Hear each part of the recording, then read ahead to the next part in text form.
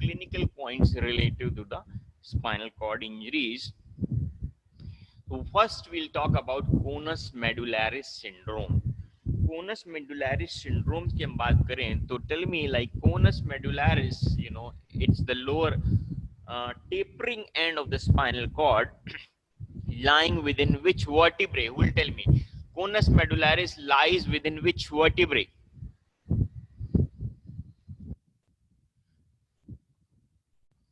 L1, L1, T12 भी कह सकते हो, lower T12, but actually it is L1 which encloses conus medullaris. ठीक है, L1 ये है, L1 is this vertebrae. So L1 encloses conus medullaris. एक बात तो क्लियर हो गई ना, लोअर बॉर्डर ऑफ L1 पे स्पाइनल कॉर्ड टर्मिनेट होता है, तो L1 will enclose the lower, I mean the lower sacral segments as well as the coccygeal segment, and that portion of the spinal cord is called conus medullaris. The conus medullaris is the content of L1 vertebrae. Okay, then अब बात होती conus medullaris syndrome, यानी anyhow any damage to conus medullaris will cause sensory, motor, autonomic dysfunction or deficit, and that's called conus medullaris syndrome.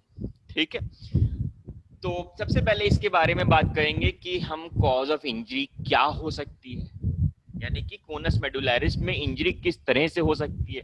भाई vertebral canal यहाँ पे अगर narrow हो जाए, यानी स्टेनोसिस ऑफ वर्टिब्रल कैनाल हो जाए, तो वो क्या होगा, सरकमफ्रेंशियल कंप्रेशन पड़ेगा चारों तरफ से कोनस मेडुलारिस, ठीक है। और दूसरा हो सकता है कि कोई डायरेक्ट ट्रॉमा हो जाए, जैसे मैंने बताया किसी ने हॉकी खींच के मार दी पीठ पे और पता चला T12 पे जाके लग गई, T12 या L1 पे लग गई, तो वो वर्टिब्रा चूर हो गया, कम्युनिकेटेड फ्रैक्चर हो गया और पता चला कि वो कोनस मेडुलारिस को इंजर कर दिया। Then there are other causes like lesions, जैसे बोनी ट्यूमर हो गया, T12 या L1 वर्टिब्रे में कोई ट्यूमर हो गया, कार्सिनोमा, सेकेंडरी कार्सिनोमा हो गया, सो उसकी ग्रोथ की वजह से वर्टिब्रल कैनाल नैरो हो गया L1 पे, ठीक है, तो कोनस मेडुलारिस कंप्रेस हो गया। The other then is inflammatory or infectious causes. Inflammatory infectious causes में meningitis, because dura arachnoid is there, तो arachnoiditis और meningitis will be inflammation of the meninges, उसकी वजह से nerve rootlets में, जहां से जितनी भी nerve rootlets निकलेंगी कोनस मेडुलारिस में, they will be irritated, ठीक है।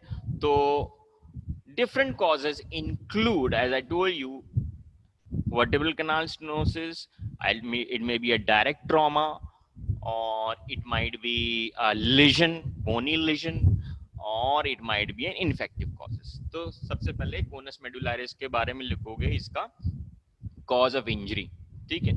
लेकिन इंजरी T12 वर्टिब्रे पे होगी, और सेगमेंट्स कौन कौन से इसमें सबसे ज्यादा जो इन्वॉल्व सेगमेंट्स होंगे S2, S3, S4.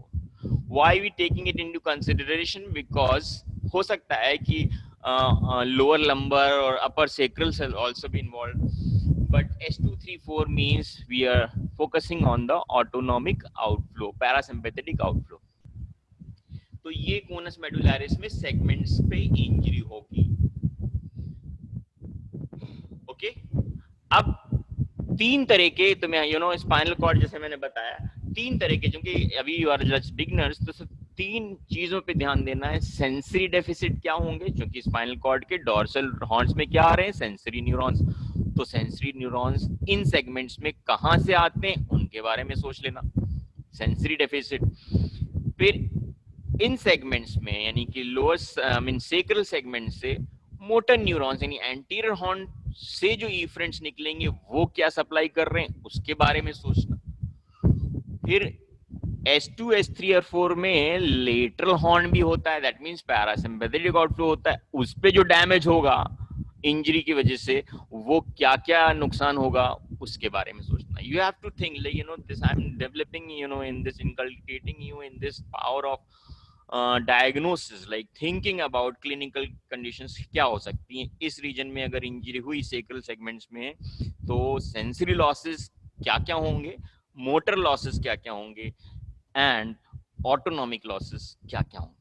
ठीक है, you think, start thinking this way, इस तरह से अपने आंसर को लिखोगे। पहले तो कॉज ऑफ इंजरी लिख दिया, site of injury and cause of injury, दो हेडिंग हो गई। अब sign symptoms related to sensory motor and autonomic dysfunction. तो अब सेंसरी लॉस की अगर हम बात करें तो S2, S3, S4 रीजन में, यानी कि डर्माटोम्स की बात करें, यहां से जो क्यूटेनियस नर्व, यानी कि अभी हम तुमको पेरिफेरल एक्सट्रोसेप्टिव रिसेप्टर्स पढ़ा चुके हैं, राइट। तो वहां से जो फर्स्ट ऑर्डर न्यूरॉन सेंसेशंस ला रहे थे, touch, temperature, pressure, vibration, right, proprioception, stereognosis, right, all sort of sensations, exteroceptive sensations, वो सब कहां आ रहे थे? Dorsal horn of spinal segments in S2, S3 और 4 में। अब चूंकि इंजरी हुई है तो वो सेंसेशंस नहीं आएंगे। And by the way, sensory neurons में pain neuron, pain carrying sensation सबसे पहले आपको सिम्टम्स एंड साइंस देने लगते हैं। ठीक है, तो यानी कि पेन होगा initially, any nerve which is damaged, there is a pain sensation because of the crying. That's called crying of the nerves. And after a long time, that crying disappears, I mean the pain disappears, and it continues with paresthesia and numbness. Ultimately all the sensory loss will be, that's called anesthesia. ठीक है, paresthesia, पहले सबसे पहले जब भी कोई nerve injury होगी उस साइड, उस डर्माटोम में पेन होगा, that's called crying of nerve. फिर धीरे धीरे पैरेस्थीसिया हो जाएगा, loss of sensation, like dimming of sensation, numbness, and then complete loss of sensation is anesthesia. तो ये हो जाएगा, right? S2, S3, S4. Now think of dermatomes in the body where actually these dermatomes are located, S2, S3, S4. And lower limb का जो डर्माटोमल flow है उसको हमने अपर लिम से याद करने को बोला था कि अपर लिम में the dermatomes flow from the pre axial to the post axial border. Pre-axial border is the lateral border of the upper limbs, यानी कि ये नो आप शोल्डर से लेकर के जो डेल्टोइड रीजन है वहां पे C5 होता है, lateral border of the forearm is C6 reaching to the greater, I mean to the thumb. Middle three digits are C7, little finger is C8, and then medial border of the forearm is T1, medial border of the upper arm is T2. So that means the flow of dermatomes in upper limbs is from pre-axial to post-axial border. Pre-axial border is the lateral border and post-axial is the medial border in upper limbs. ये हमने लिम्बर्ड्स के time एक embryo का diagram बनाया था, तब बताया था।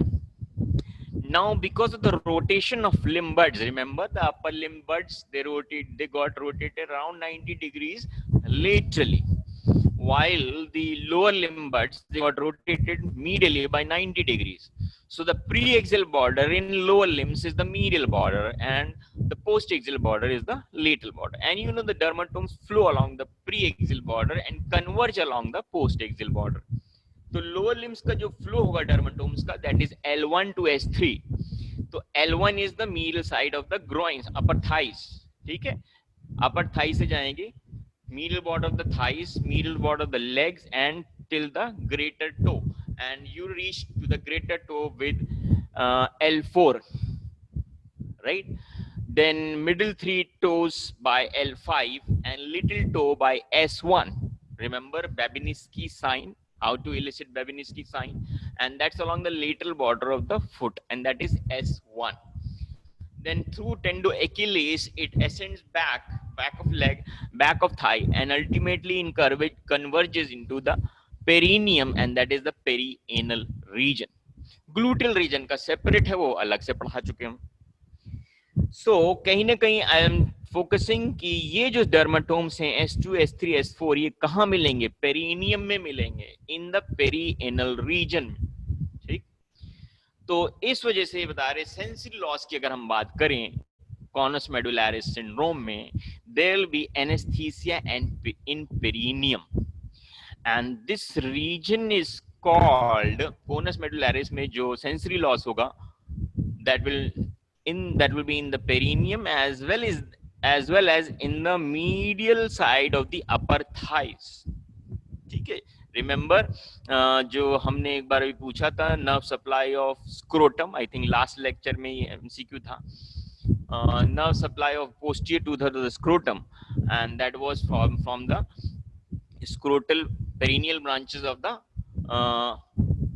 pudendal nerve में थे, ठीक है, as well as from the lateral cutaneous nerve of thigh, sorry posterior cutaneous nerve of thigh से भी था, and posterior cutaneous nerve of thigh भी S2 S3 में आता है, S1 S2 S3 आती है. So कहीं ना कहीं जो सेंसरी लॉस होगा उस रीजन को कहते हैं, याद रखना बहुत इंपॉर्टेंट है, and that is called saddle back anaesthesia. No, not genital branch of genital femoral nerve. Genital branch genital femoral बताया था एंटीरियर 1/3 ऑफ द जेनाइटिलिया में आता है, एंटीरियर 1/3 ऑफ द स्क्रोटम में. We are focusing on S2 S3 S4, right? तो posterior 2/3 of the scrotum और the genitalia is by two nerves, the medial portion by the pudendal nerve, perineal branches of the pudendal nerve, and posterior 2/3 laterally by the posterior cutaneous nerve of thigh. Remember that nerve was having the largest area of the skin innervated in the body, posterior cutaneous nerve of thigh, right? And that was also innervating the genitalia posterolaterally, and that was S1 S2 S3, posterior cutaneous nerve of thigh. तो अब जो समझ में आया कि conus medullaris होगा तो perineum में और अपर पोस्टीरियर थाइज में, even the नाटिस, if you remember, natis is the lower inner quadrant of the gluteal region. natis में भी यही सप्लाई होती है S2 S3 की. तो and that is the area which touches the horse back while horse riding. ठीक? So when you are riding on a horse, the area of your skin that touches the horse back, that area is called saddle area. बहुत important है. Saddle का मतलब है, saddle joint में भी हम पढ़ा चुके हैं. Saddle is something which is kept on the horse back on to which you sit, right? And that surface is said to be concave convex. उसी वजह से हमने वहां पे सैडल जॉइंट्स में बताया था. सैडल कहते हैं हॉर्स पे जो बैक पे रखते हैं, on to which the rider sits. So that surface is concavo convex. Actually, that is convex, and your thighs, the inner side of the thighs and perineum is concave. So concavo convex बन जाती है surface. वहां पे भी नाम आया था saddle का, और अब यहाँ बता रहे हैं सैडल बैक एनेस्थीसिया इसीलिए कहते हैं कि perineum and upper posterior medial side of the thigh gets anesthetized. So conus medullary syndrome में सैडल एनेस्थीसिया भी होगा. अब हम बात करेंगे ऑटोनॉमिक डिसफंक्शन में. ऑटोनॉमिक में पैरासिम्पैथेटिक आउटफ्लो यहाँ पे था S2 S3 S4 में, ठीक है? तो पैरासिम्पैथेटिक आउटफ्लो अगर चला जाएगा, कैन यू थिंक ऑफ उसका डेफिकेशन जो है वो नॉर्मल रहेगा या इनकॉन्टिनेंस हो जाएगा या कॉन्टिनेंस हो जाएगा? लाइंग डाउन ऑन बेड, क्या वो डेफिकेट कर देगा विदाउट कंट्रोल? उसका बाउल इनकॉन्टिनेंस हो जाएगा जिसे कहते हैं. Incontinence is retaining of the stools. तो क्या होगा उसके डेफिकेशन में?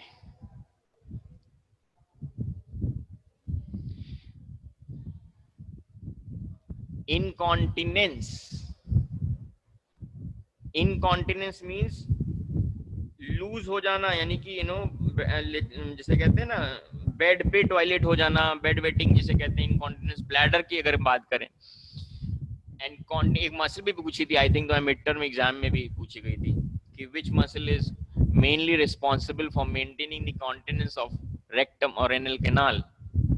That was puborectalis. बता चुके हम.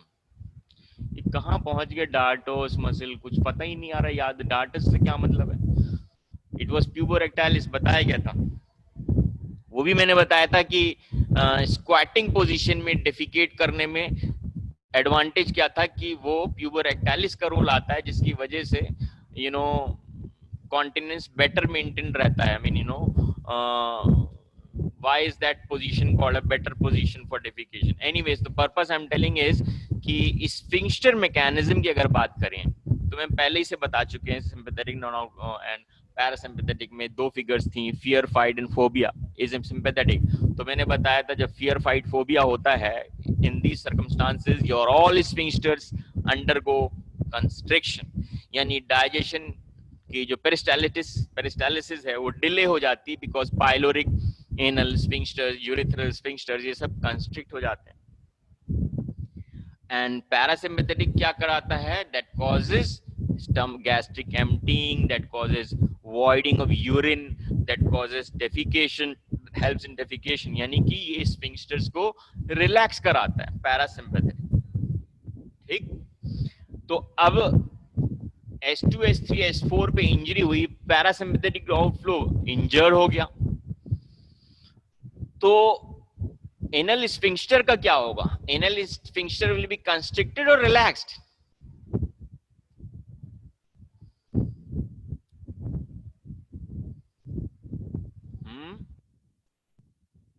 कोनस मेडुलारी सिंड्रोम में एनल स्फिंक्टर पे क्या होगा? Constricted because of unopposed sympathetic control. Sympathetic control तो नॉर्मल रहा ना, सिंपैथेटिक कंट्रोल तो स्पाइनल कॉर्ड के बाहर से आ रहा था, सिंपैथेटिक चेन से आ रहा था, right? And T1 to L2 है, तो सिंपैथेटिक सिस्टम कॉजेज वैसोकॉन्स्ट्रिक्शन।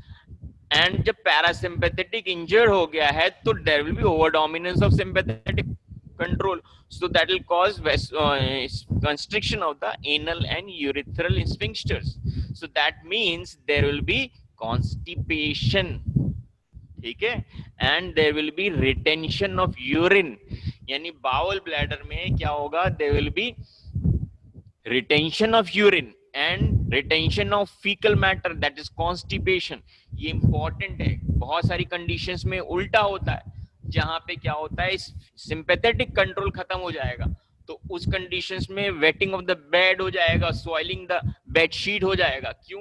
क्योंकि वहां पे स्फिंक्टर्स रिलैक्स हो जाती हैं, कंट्रोल खत्म हो जाता है इस पे। लेकिन यहाँ पे याद रखना, चूंकि सिंपैथेटिक इंजरी हो रही है तो they will be constipation and retention of urine. ठीक, और अभी आगे बताएंगे, खैर दूसरा एक और सिंड्रोम है, sexual dysfunctions. Remember S2 S3 S4 was pelvic splanchnic nerves, these were the autonomic parasympathetic outflow, and that's called nerva regentis, and that was, remember, erection and ejaculation, which was a parasympathetic response, erection या ejaculation, erection is parasympathetic, right? And ejaculation वो sympathetic क्यों था? Because उसमें internal urethral sphincter constrict हो जाती है to prevent retrograde ejaculation into the bladder, ठीक है? So that's why ejaculation is sympathetic and erection is parasympathetic। तो अब अंडरस्टूड सी बात हो गई। यहाँ पे क्या बात कर रहे हैं? S2 S3 S4 की बात कर रहे हैं, तो पैरासिम्पैथेटिक आउटफ्लो इंजरी हुई, नर्वा एरिजेंटिस की, सेक्सुअल डिसफंक्शंस इन मेल्स की बात करेंगे, so there will be erectile dysfunction called importance, sexual dysfunctions में importance in main.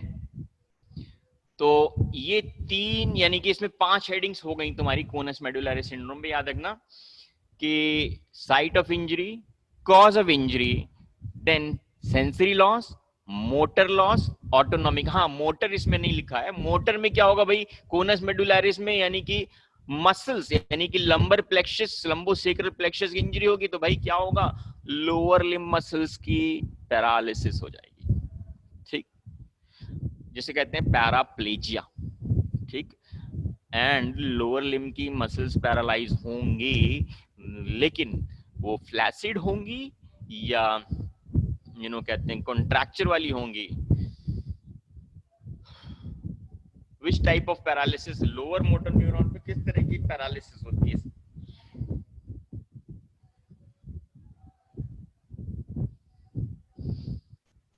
Flaccid paralysis होगी, ठीक। लेकिन कोनस मेडुलैरिस में कभी कभार अगर अपर लंबर सेगमेंट्स तक पहुंच जाते हैं, यानी कि बिकॉज एंटीरियर हॉर्न्स में साइनैप्स होता है, राइट। एंटीरियर हॉर्न में साइनैप्स किस में होता है? Upper motor neuron and lower motor neurons में साइनैप्स होता है, और लोअर मोटर न्यूरॉन्स इमर्ज करते हैं एंटीरियर हॉर्न से बाहर।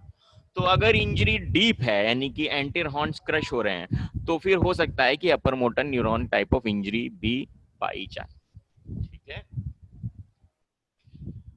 तो spastic paralysis upper motor neuron injury में हो सकता है, वो भी पाई जाए, ठीक है।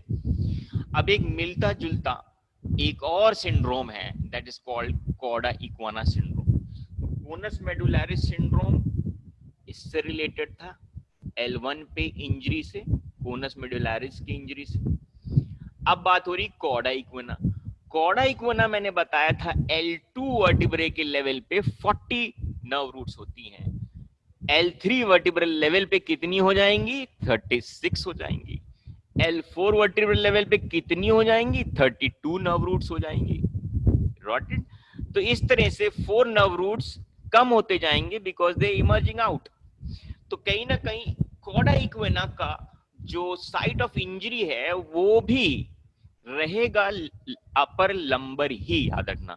L1 तो कोनस मेडुलैरिस है, यानी L1 के नीचे क्या है? L2 लेवल पे इंजरी होगी तो सबसे ज्यादा सिम्टम्स प्रोनाउंस होंगे, क्योंकि 40 नर्व रूट जाएंगे, ठीक है। तो यानी कि कॉर्डा इक्वाना सिंड्रोम में साइट ऑफ इंजरी क्या होगी? L2 and below. सिंपल सी बात है, अगर L2 के ऊपर इंजरी हो गई तो वो तो कोनस मेडुलैरिस सिंड्रोम हो जाएगा। तो साइट ऑफ इंजरी हो गई L2 एंड बिलो। इस लेवल पे अगर कोई ट्रॉमा हुआ, जैसे कि कोई सीढ़ियों से उतर रहा था और सीढ़ियों पे कोई ऑयल या स्लिपरी चीज पड़ी थी, उसका पांव स्लिप हुआ, और वो जब भी कोई बंदा चलते चलते सीढ़ियों पे स्लिप होता है तो ऑब्वियसली वो अपने लोअर बैक रीजन पे गिरता है जाके। तो लोअर बैक रीजन पे गिरेगा और स्लिप करते हुए पूरी सीढ़ियों से नीचे आ जाएगा। तो in that chances of injury of lower lumbar vertebrae के चांसेस हो सकते हैं, ठीक है।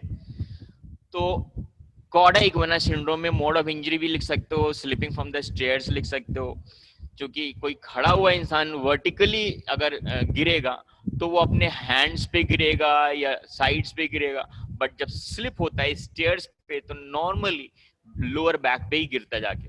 सो उस इन कंडीशंस में भी लोअर बैक पे इंजरी हो सकती है। या तुम्हें जो basically point to be noted है यहाँ पे, दैट L1 के नीचे L2 लेवल एंड बिलो पे कोई इंजरी होती है वर्टिब्रल कॉलम में, that's a side of injury. Cause of injury में क्या होंगे? अब कॉज ऑफ इंजरी में वही सारी चीजें हैं, लेकिन यहां पे क्या है, कॉज ऑफ इंजरी में ऑब्लिटरेशन इंजरीज कम बेसिकली यहाँ पे वो ट्रॉमा एंड लिजन एंड इन्फेक्शन, ये वाले इंजरी चांसेस ज्यादा हैं, ठीक है। क्योंकि मेनिंजेस तो S2 तक आती हैं, तुम्हें पता है S2 तक एरेक्नोइड एंड डूरा मैटर। तो मेनिंजाइटिस होगी तो भी प्रॉब्लम आ सकती है इसमें। और अगर कोई बोनी ट्यूमर है, कैंसर है, उसकी वजह से कंप्रेशन हो सकता है यहाँ पे, या कोई हर्निएशन ऑफ द डिस्क हो गए, यानी कि डिस्क रप्चर हो सकती है। अगर तो डिस्क रप्चर हो सकती है तो वो अंदर की तरफ अगर प्रोट्रूड कर रही है तो that also can compress upon this cauda equina nerve roots. तो ये cause and mode of injury हो गए। होगा क्या? There will be damage to cauda equina. अब इसमें क्या है, फिर वही motor, sensory and autonomic involvement देखते हैं। लोअर मोटर न्यूरॉन पैरालिसिस, इसमें एक चीज तो क्लियर हो गई दोनों में अगर हम कंपेयर करें, क्योंकि यहां पे स्पाइनल कॉर्ड ही नहीं है, देयर आर ओनली नर्व्स, ठीक है, देयर ओनली नर्व रूट्स, यानी यहाँ पे सिर्फ लोअर मोटर न्यूरॉन्स ही हैं, अपर मोटर न्यूरॉन्स होंगे ही नहीं, एंटीरियर ग्रे हॉर्न तो है ही नहीं। It is only the spinal nerves, and spinal nerves are form, spinal nerve roots, and they are formed by first order sensory and by the lower motor neurons, ठीक है, and by the post ganglionic parasympathetic fibres. यही तीन तरह के तो fibres होंगे इसमें, या तो फर्स्ट ऑर्डर सेंसरी न्यूरॉन होंगे, या लोअर मोटर न्यूरॉन्स होंगे, या नहीं बल्कि होंगे, right. First order sensory neurons and lower motor neurons and post ganglionic parasympathetic neuron, ये 3 तरह के फाइबर्स होंगे। तो इन 3 तरह के फाइबर्स में से मोटर की बात करें तो लोअर मोटर इंजरी होगी तो फ्लैसिड पैरालिसिस हो जाएगी लोअर लिम्स की, ठीक है। यानी इसमें अपर मोटर साइंस नहीं मिलेंगे, यानी कि वो कॉन्ट्रैक्चर और वाली स्पास्टिक पैरालिसिस नहीं मिलेगी। इट इज क्लियर कट कि क्वाडा इग्वाना में फ्लैसिड पैरालिसिस मिलेगी। दूसरी चीज सेंसरी की बात करें तो रूट पेन, ये सारे नर्व रूट्स ही तो हैं जो यहाँ के डॉर्सल हॉर्न में जाके खुलेंगे अंदर, ठीक है। तो अगर यहाँ पे इंजरी होगी there will be a severe pain, ठीक है, in this lumbar region, nerve root pain, जहां पे इनका डर्माटोम जो वही अल्टीमेटली तो बात वही आ गई ना, रूट पेन में कौन सा एरिया हो गया, सैडल एनेस्थीसिया। फिर वही S2 S3 S4 वाला रीजन में, यानी कि पेरिनियम एंड अपर थाइज में, upper medial side of thighs में there will be initially there will be a pain. धीरे धीरे मैंने बताया ना, सबसे पहले इंजरी होती नर्व में तो पहले पेन होगा, फिर पैरेस्थीसिया नमनेस टिंगलिंग सेंसेशन होगी, और लास्ट में जाके वो पूरी तरह से एनेस्थेटाइज हो जाएगा, ठीक है। ठीक है, आई थिंक ये कोई इंसेक्ट है, बी है सिटिंग ऑन द कैमरा। ओहो, तो इसका क्या करें?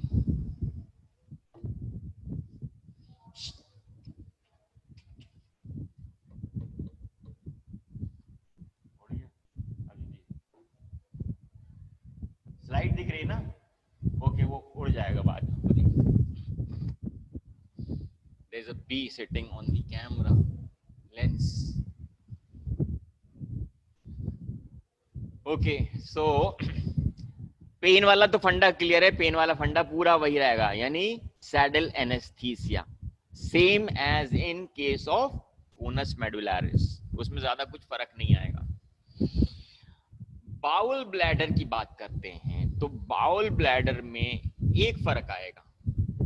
बाउल ब्लैडर वही S2 S3 S4 तो इसमें भी है, राइट, क्योंकि L2 से स्टार्ट हो रहा है कोनस मेडुलारिस, तो फिर S2 S3 S4 नर्व्स भी हैं, वो भी कंप्रेस नर्व रूट्स भी हो भी जाएंगी, तो अल्टीमेटली इसमें भी बाउल ब्लैडर वो हो जाएगा।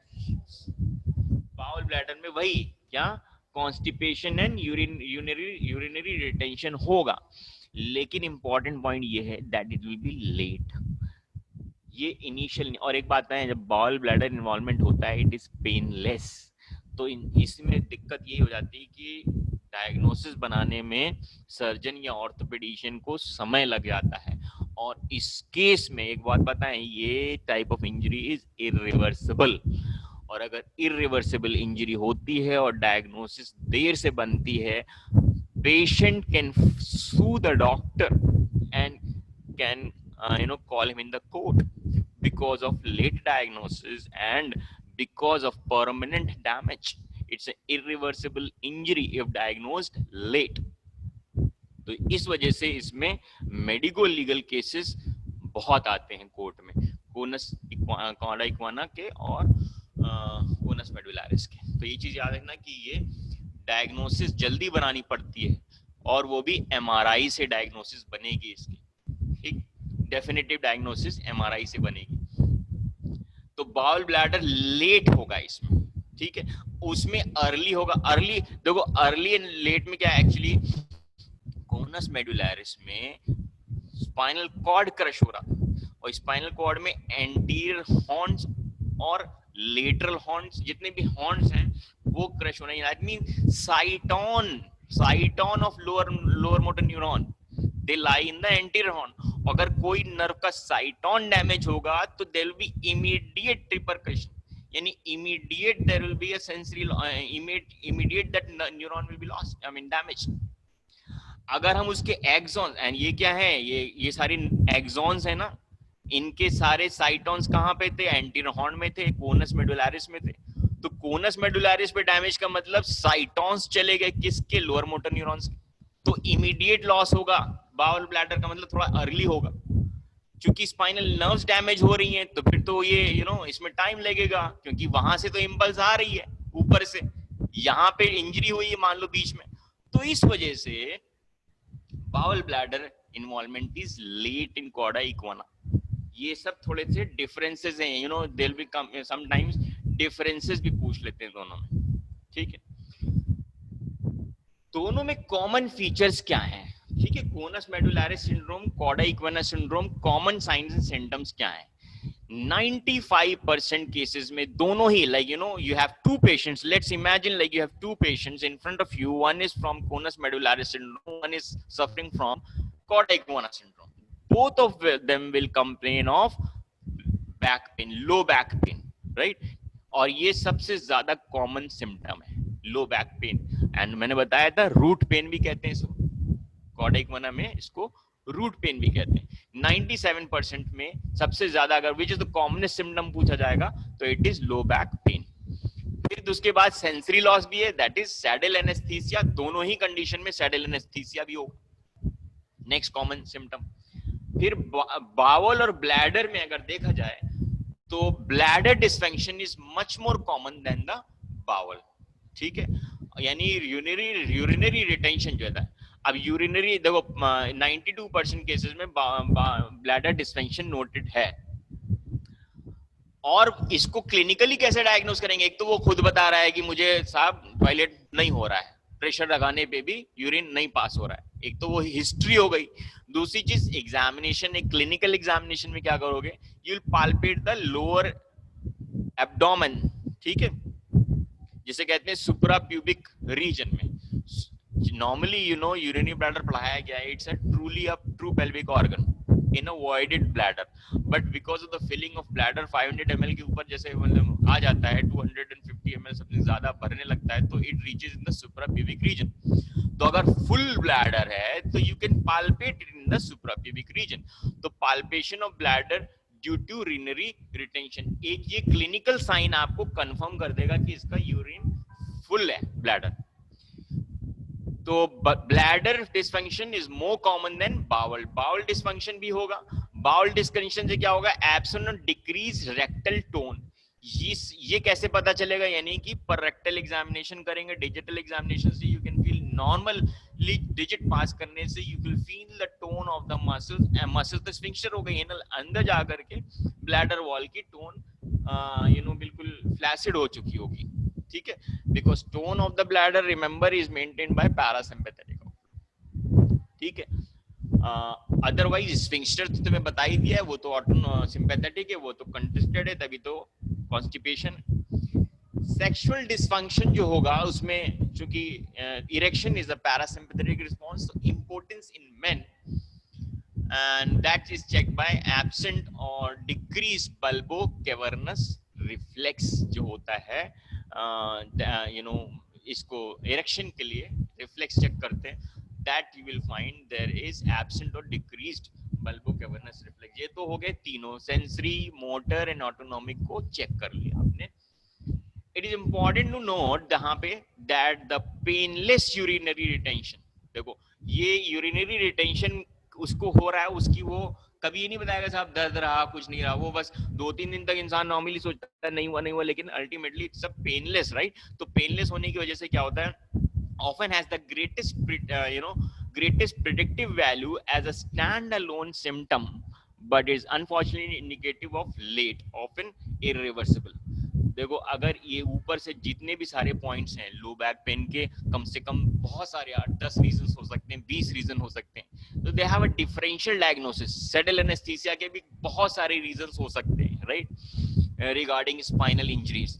तो बाउल ब्लैडर के भी ऊपर से हायर फंक्शन से भी लॉसेस हो सकते हैं। लेकिन एक चीज जो है, सेक्सुअल डिसफंक्शन के भी बहुत सारे रीजन हो सकते हैं, इंपोर्टेंसी के भी बहुत सारे रीजन हो सकते हैं, ठीक है। लेकिन एक चीज जो क्लियर कट है, वो सबसे इंपॉर्टेंट बात है, पेनलेस यूरिनरी रिटेंशन, इसको अंडरलाइन करके लिख लेना। Painless urinary retention has the greatest predictive value to stand alone। अगर उसने ये बात कंफर्म हो गई कि पेनलेस urinary retention है, that you'll confirm it कि ये इन दोनों में से ही है, CMS या CES है। बट ये बात बताते बताते उसको काफी दिन लग जाएंगे। So it is unfortunately indicative of late stage and often तब तक वो इंजरी जो है वो irreversible हो चुकी होती है, इसीलिए मैंने बताया इस कंडीशन में फिर पेशेंट इरिटेट हो जाता है सर्जन से and there can be complications of legal issues. ठीक।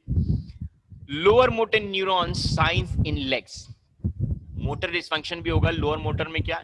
ए रिफ्लेक्सिया, यानी कि रिफ्लेक्सेस लॉस हो जाएंगे भाई लोअर मोटर में। तुम लोग को फिजियोलॉजी में कराया है एंकल जर्क और नी जर्क और बाइसेप्स जर्क और टेंडन, जितने भी सब जर्क्स कराए जाते हैं, ये जर्क्स जो हैं ये एग्जैजरेटेड कब होते हैं? अपर मोटर न्यूरॉन्स में लीजन में, and lower motor neuron lesion में jerks are absent, that is called areflexia. ठीक। हाइपोटोनिया यानी मसल टोन खत्म हो जाती है, मसल फ्लैसिड होने लगती हैं। एट्रोफी हो जाती है in cases of chronic cord compression resulting from this CMS and CES. यानी ये फीचर्स आपको दिखाई देंगे, टांगे पतली हो रही हैं, वीक हो रही हैं, चलने में मुश्किल हो रही है और रिफ्लेक्सेस खत्म हो रहे हैं। The gold standard method of evaluation of CMS CES is obtaining urgent MRI imaging with sagittal and axial T1 and T1 and T2 sequence, यानी पूरा T1 से लेके T2 सीक्वेंस। ठीक है।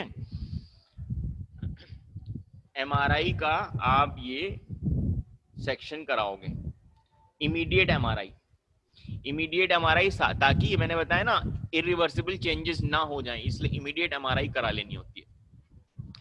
वो तो कॉमन थे। अब देखो डिफरेंसेस में क्या आएंगी बात। डिफरेंसेस में क्या है, साइट ऑफ इंजरी यहाँ पे L1 ही होगी, इसमें L1 एंड बिलो L5 तक हो सकती है। इसमें क्या है, due to compressive injury to the upper lumbar canal lesion infection भी हो सकता है।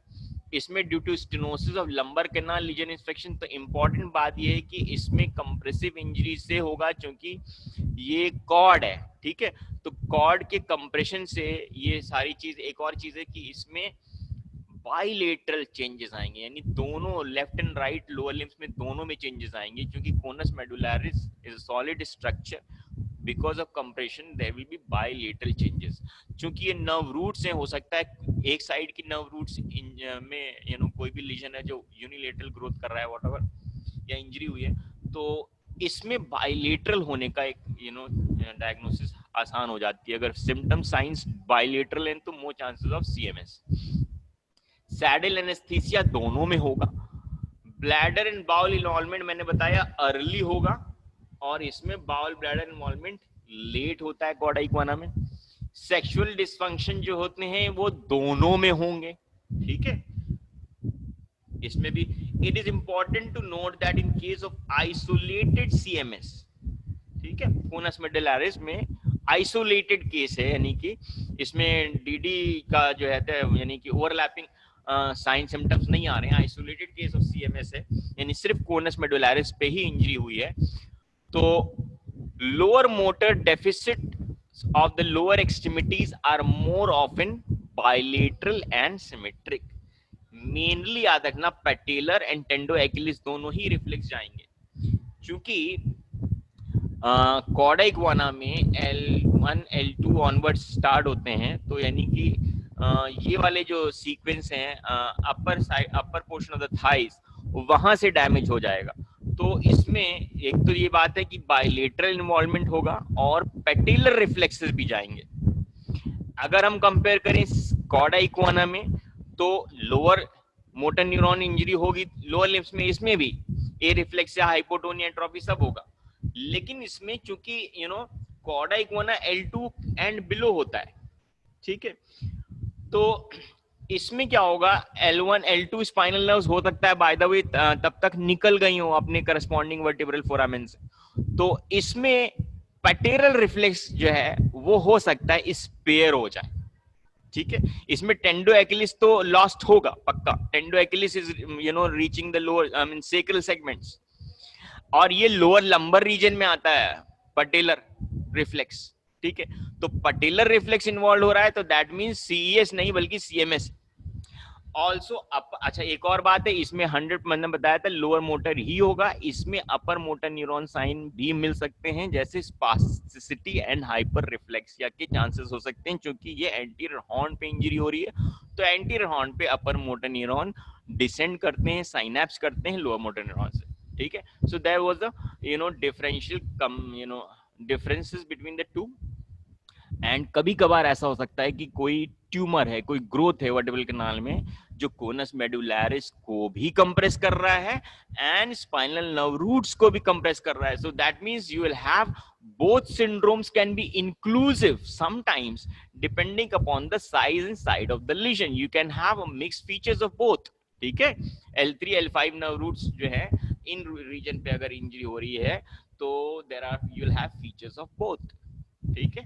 तो डिफरेंशिएशन करने के जो पॉइंट्स बता दिए वो मैंने बता दिए, वो याद रखना। बाउल ब्लैडर अर्ली किस में आएगा, सीएमएस में आएगा, इसमें लेट होगा। साइड ऑफ इंजरी L1 होगा, उसमें साइड ऑफ इंजरी बिलो होगा, प्लस इसमें बाइलेटरल सिम्टम्स आएंगे सीएमएस में, लोअर लिप्स में पैरालिसिस और पेटेलर रिफ्लेक्स भी जाएगा, और साथ साथ अपर मोटर साइंस भी मिल सकते हैं सीएमएस में, ठीक। अब क्या रह जाता है, हाँ ये अर्ली डायग्नोसिस के लिए हमने बताया ना कि विदाउट वेस्टिंग टाइम हम एमआरआई करा लेंगे सबसे पहले, क्योंकि इतना क्लिनिकल डायग्नोसिस में टाइम लग जाएगा। तो what you seeing is MRI, ये सजाइटल व्यू है। तो you can see this is the lumbar spine, so this is probably 12 and L1। So L1 region पे there you find is a cord compression, medullary compression, यानी कि circumferential commission. This is MRI से पता चल सकता है कि ये सीएमएस का केस है। इस रीजन में दिख रहा है तुम्हें ये लोअर लंबर स्पाइन है, एंड लोअर लंबर में क्या मिलेगा, कॉर्डा इक्वाना मिलेगा ना। तो sagittal MRI images demonstrating large central disc extrusion, यानी कि जो इंटरवर्टिब्रल डिस्क थी ये पीछे की तरफ, सेंट्रल का मतलब वर्टिब्रल कैनाल को के अंदर जा रही है, extrusion of the disc at L5S1 region. तो ऑब्वियसली अगर L5S1 रीजन में डिस्क एक्सट्रूड करेगी वर्टिब्रल कैनाल में, so there will be cauda equina syndrome, okay. Tabes dorsalis में देख लो क्या होता है। टेप्स डॉर्सैलिस जो है it's stage tertiary stage of syphilis में होता है। ये सिफिलिस की भी इट्स सेक्सुअली ट्रांसमिटेड डिजीज। क्या Ankita Dwivedi, primary third cord syndrome is treated related to CES। कोई भी cord compression in the lower segment यानी कोनस मेडुलैरिस, और हम कंपेयर करते हैं CES को, ठीक है। अपर कॉर्ड कंप्रेशन होगा उससे कोई मतलब नहीं है CES से, क्योंकि CES में सेगमेंट्स क्या है, S2 S3 S4 ऑनवर्ड्स, ठीक है। नाउ लिसन हियर, ये भी जल्दी से इसी से रिलेटेड स्पाइनल कॉर्ड से क्लिनिकल कंडीशंस हैं ये। तो अब टेप्स डॉर्सैलिस, ये सिफिलिस में, सिफिलिस सेक्सुअली ट्रांसमिटेड डिजीज है। इसमें टर्शरी स्टेज में क्या होता है, ये स्ट्रिपैनोसोमा पैलिडम एक इसमें करेगा, और that's a causative agent. And इसमें क्या होता है, टर्शरी स्टेज ऑफ सिफिलिस में डीजेनरेटिव लेजन है, इसमें degeneration of neurons happen in the, ये क्या है, posterior funiculus, remember in the posterior funiculus that's a white matter, and in the dorsal nerve root, यानी डॉर्सल नर्व रूट और posterior funiculus get involved in tabes dorsalis. अब obviously बात है, इसमें भी क्या लिखोगे टेप्स डॉर्सैलिस में, एंड ये होता कहां पे, lower thoracic, lumbar and sacral segments में होगा।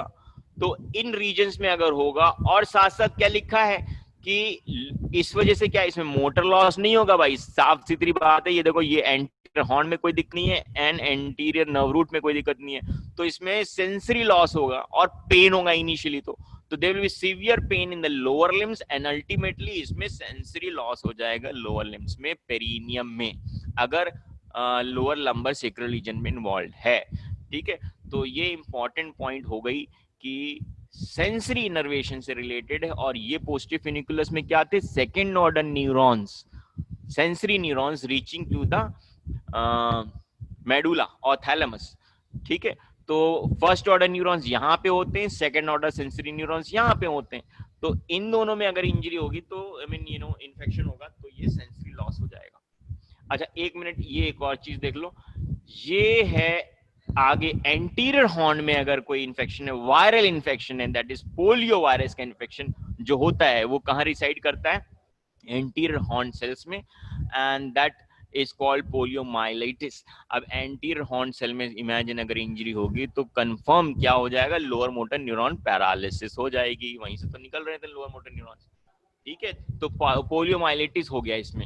अब ये यूनिलेटरल भी हो सकता है, बाइलेटरल भी हो सकता है, सिंपल सी बात है, क्योंकि एंटीरियर हॉर्न में इन्वॉल्व होना वायरस को किसी साइड का हो जाएगा तो यूनिलेटरल भी हो जाएगा। Lower motor neuron injuries normally ipsilateral. ठीक है, so it's a viral disease, जो वायरस है वो एंटेरोवायरस ऑफ सी स्पीसीज कहलाता है, एंटेरोवायरस है, एंड इसमें फ्लैसिड टाइप ऑफ पैरालिसिस होगी क्योंकि लोअर मोटर न्यूरॉन इंजरी होती है पोलियो में। और अगर यही virus anterior horn in the cervical region के एंटीरियर हॉर्न में अगर इन्फेक्शन हो गया है पोलियो का, तो वो फैटल क्यों हो जाएगा, क्योंकि वहां से anterior horn of the cervical region में क्या निकल रहे थे, इफरेंट्स फॉर द फ्रेनिक नर्व। ठीक है, तो फ्रेनिक नर्व के लिए जो मोटर फाइबर्स अराइज कर रहे हैं सर्वाइकल रीजन में, स्पेशली C4, तो उस रीजन में अगर पोलियो ने अटैक कर दिया है तो डेथ के चांसेस क्यों हैं, because of the paralysis of the diaphragm. ठीक, और ये डिजेनरेटिव लीजन इसमें भी हो जाता है। टर्शरी स्टेज ऑफ सिफिलिस हो तो बता ही दिया तुमको उसके बारे में, टेप डोर्सालिस के लिए। और टिपिकल स्पाइनल नर्व, एक मिनट, मुझे ऐसा ये लग रहा है कि क्या हो रहा है, टाइम ज्यादा हो गया है ना, टाइम कितना, 12 बज गया। आई थिंक हम इसको यहाँ पे छोड़ देते हैं, will continue with the I mean in my next lecture. ठीक है।